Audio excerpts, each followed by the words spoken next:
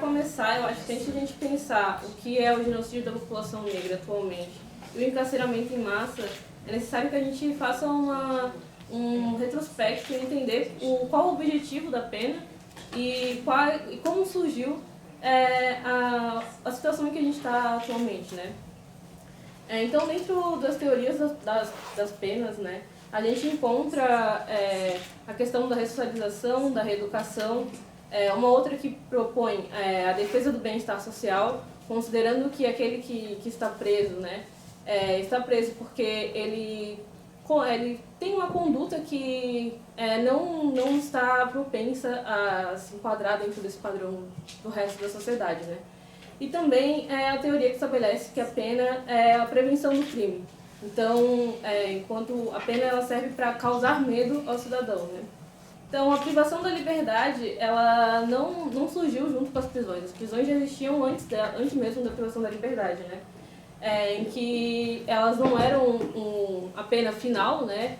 Eram temporárias, só esperando, as pessoas esperavam a sua condenação, né? Que era a questão do suplício, a pena como capital, a pena capital e a questão do desmembramento também.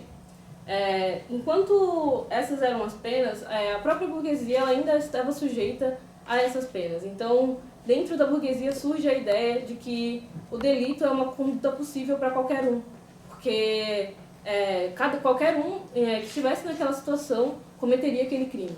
Então, dentro dessa lógica, depois que a burguesia se estabelece como a classe dominante, né, que surge a questão positivista, que é tentando separar algumas pessoas, tentando enquadrar certas pessoas como um perfil de criminoso, né. Surge a partir também, né, desse estabelecimento da burguesia como classe dominante, a questão da penitenciária realmente como uma forma de trabalho. Surge na Inglaterra, né, as casas de trabalho, que são para pessoas que eram destinadas a pessoas vindas do campo para a cidade, que se tornavam mendigos ou cometiam delitos. Então, essas casas serviam exatamente para que aquela pessoa tivesse uma ocupação e não estivesse mais na rua, né, enfeiando a cidade, digamos assim, né. É necessário também trazer a questão das prisões nos Estados Unidos, porque é ela que baseia a proposta de privatização, por exemplo, né. Só que esse modelo de prisão dos Estados Unidos, ele surge exatamente com a lógica da abolição, depois da abolição, né. Com a tentativa de manter os negros no sul dos Estados Unidos, após a abolição, tentando manter a mão de obra que sustentava a economia do sul, né. É importante salientar que depois das privatizações, né, dos Estados Unidos, houve um aumento perceptível das penas que eram dadas, né. Dentro dessas escolas que eu citei, é importante ressaltar a do Lombroso, porque é ela que fundamenta o Lombroso, o Henrique Ferri e outras teorias, né, porque é ela que fundamenta realmente a lógica positivista, essa tentativa de diferenciar os delinquentes do resto da sociedade, né. E é ela que fundamenta a própria questão do encarceramento do negro no Brasil. As obras do Lombroso, é importante salientar que ele tem obras como O Criminoso Nato, em que ele estuda características distintas, né, entre tipos de criminosos, tipo, que cometeram homicídio, estupradores, e ele estuda características realmente físicas entre esses criminosos. O próprio Lombroso já salientava no livro dele chamado Criminoso Nato a questão da cor, né, questões de tamanho do nariz, separação, distanciamento dos olhos também. Ele também tem obras como As Prostitutas, né, que ele estuda essas categorias de mulheres, colocando que elas teriam, por exemplo, mais busto e questões desse gênero. Ele tem uma obra também chamada O Anarquista, que ele estuda a questão dos anarquistas, colocando uma frase até bem impactante, que ele nunca viu um anarquista com o rosto, com os dois lados do rosto similares. Então eram questões assim realmente bem absurdas, né? E são essa mesma lógica que chega ao Brasil na perspectiva de encarceramento do negro, né? O Brasil foi o primeiro país a proibir a maconha em 1830, e um estudo do sergipano Rodrigues Doria, ele colocava que o consumo da maconha relacionava o consumo da maconha com práticas criminosas e a loucura de uma população primitiva e degenerada. O Rodrigues Doria ele trabalhou no setor de inspetoria de entorpecentes e mistificações, ligando a maconha com as questões religiosas, né? E proibindo essas práticas. Para ele, a erva servia para produzir alucinações e excitar os movimentos nas danças selvagens, essas reuniões barulhentas, que eram as reuniões, né? Os mitos de matriz africana. A gente não tem, como houve nos Estados Unidos, códigos distintos, né? Porque nos Estados Unidos se tinham códigos separados para brancos e para negros, exatamente na tentativa de facilitar a prisão do negro. Mas a primeira lei proibindo o uso e a venda da maconha foi no Brasil, como eu já coloquei, em que estipulava a pena para escravos de 3 dias de prisão e a pena para quem vendia maconha com uma multa de 20 mil reais. Então foi nessa lógica que surge a tentativa de proibição da própria manifestação negra, né? Com as leis que controlavam a cultura negra, como a religião e a capoeira, e o Código de 1890, que foi um marco assim, né, na proibição da vadiagem e da capoeira, em que, além disso, estipulava uma forma de controle, né, de desembarque do Brasil de imigrantes asiáticos e africanos. Essa lógica foi baseada no estudo do Lina Rodrigues, com a perspectiva de embranquecimento da população, de branqueamento, né, em que ele apresenta em 1911, no Congresso Universal das Raças, a perspectiva de que em 100 anos não existiriam mais negros no Brasil. Então, desde o início do sistema, a gente consegue perceber que os negros são um alvo, mas de 2006 para cá a gente vem tendo um grande salto desse encarceramento, né? Com a Lei Antidrogas de 2006, que foi a Lei 11.343, que foi assinada durante o governo Lula, em que despenaliza o usuário, mas não descriminaliza, né? Despenaliza, com a retirada da pena de privação de liberdade, mas ainda estipula algumas outras formas de pena. Estipula um aumento do mínimo do tráfico de drogas de 3 para 5 anos. O grande problema dessa lei é que ele faz uma diferenciação, uma certa diferenciação, ele tenta fazer uma diferenciação, mas ele não especifica. Ele estabelece alguns critérios de caracterização dos crimes, mas são critérios totalmente abertos, que ficam sobre a lógica do próprio juiz, que separa, por exemplo, a quantidade de substância apreendida, mas não coloca quanto seria essa quantidade. Que coloca como característica também o local e condições em que se desenvolveu a ação criminosa. Então, quando a gente coloca essa questão do local e das condições, a gente está, com certeza, né, falando que quem foi preso na favela é traficante, né, quem foi preso fora dela é usuário. Coloca também as circunstâncias da prisão e a conduta e antecedentes do agente, no momento em que for preso. Então, de lá pra cá, a gente teve um aumento estrondoso, assim, né, das pessoas presas por tráfico de drogas. Foram mais de 100 mil pessoas presas. A gente passou de 8,7% em 2005 para 32,6% em 2017. Dentro do sistema carcerário, 64% das pessoas são negras e 80% delas estão presas por tráfico e crimes contra a propriedade. Então a gente já vê também a perspectiva da lógica do capitalismo mesmo, de dar mais importância para a questão da propriedade do que, por exemplo, a questão da vida, né? No Brasil, o crime que com maior pena, né, é um crime contra a propriedade, que é a extorsão mediante sequestro, com resultado morte. Apesar desse resultado morte, a gente vê claramente que o maior problema, a maior questão que pega é a extorsão, né? Nos últimos 25 anos, a gente teve um aumento de 700% do número de presos. Como posso colocar? Isso nos faz perceber de onde vem a questão do genocídio da população negra e do próprio controle dos corpos, né? Não é coincidência que 2 países que tiveram sua construção estruturada no racismo hoje encarcerem massificamente sua população negra. No caso dos Estados Unidos, seus imigrantes também.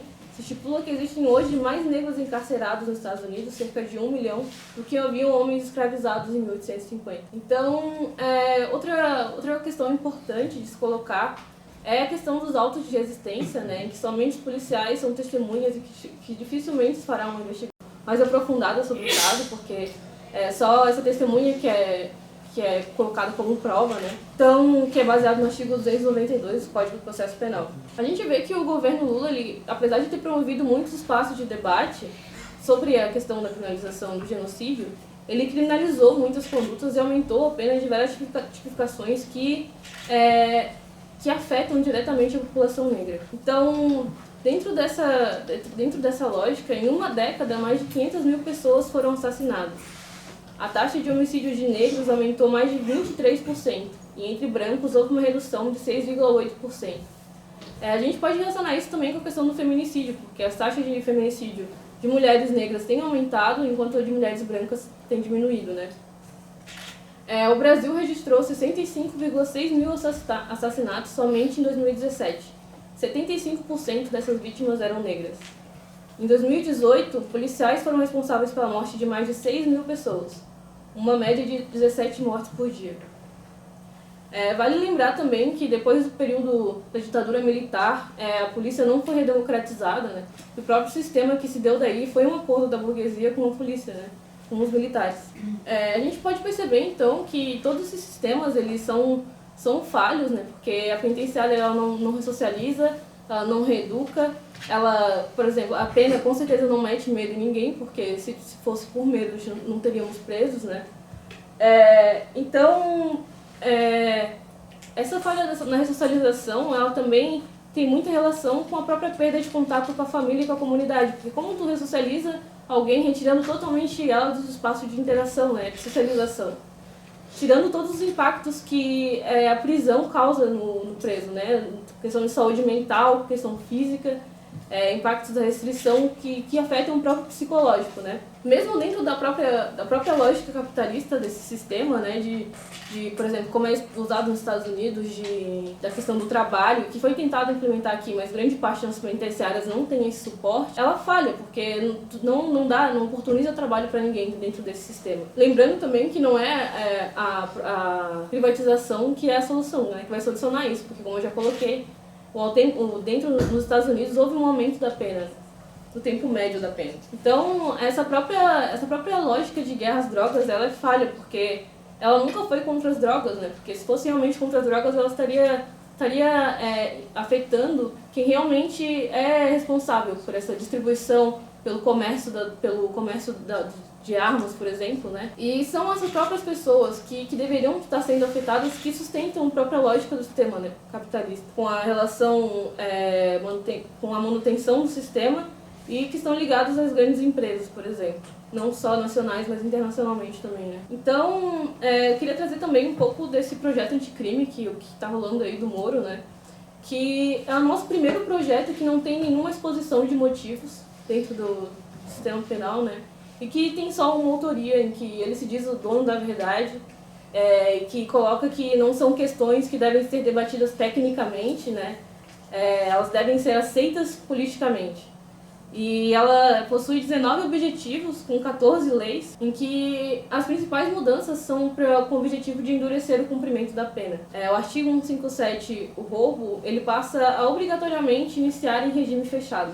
Os condenados por integrar organização criminosa não poderão progredir de regime ou obter outros benefícios prisionais se houver elementos probatórios que indiquem a manutenção do vínculo associativo. Mas, de novo, ele não coloca quais são esses vínculos probatórios, colocando de novo a cargo do juiz decidir se é ou não ainda ligado a alguma organização criminosa.